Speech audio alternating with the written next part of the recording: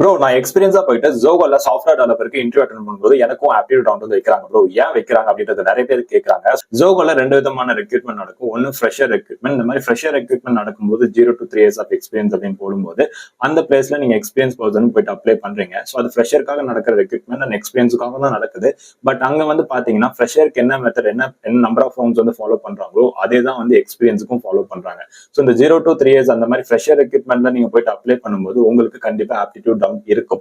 So எந்த மாதிரி பேட்சஸ்க்கு aptitude round இருக்காது அப்படின்னு பாத்தீங்கன்னா எக்ஸ்பீரியன்ஸுக்கு தனியா ஹைரிங் போடுவாங்க. இப்போ ரீசெண்டா நான் கூட போட்டிருந்தேன் சாஃப்ட்வேர் டெவலப்பருக்கு 2 to 5 yearsல வந்து எடுத்துட்டு இருக்காங்கன்ட்டு.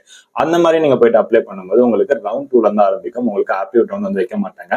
அண்ட் இன்னொரு கேட்டகரி இருக்கு. நீங்க ரெஃபரல்ல போறீங்க. எக்ஸ்பீரியன்ஸ் பர்சனா இருந்தா மட்டும் தான் ரெஃபரல்ல போக முடியும். அப்படி எக்ஸ்பீரியன்ஸ் பர்சனா இருந்து நீங்க ரெஃபரல் வாங்கிட்டு போறீங்க அப்படின்னாலும் உங்களுக்கு ஆப்டிடியூட் இருக்காது. ரவுண்ட் 2ல இருந்து ஆரம்பிக்கும். சோ இனிமே உங்களுக்கு இந்த ஆப்டிடியூட் ரவுண்ட் ஸ்கிப் பண்ணும் அப்படின்னா இந்த மாதிரி எக்ஸ்பீரியன்ஸ் வந்து ரெக்ரூட்மெண்ட் போடும்போது அதுல போயிட்டு அப்ளை பண்ணலாம். அது வந்து ரெஃபரல்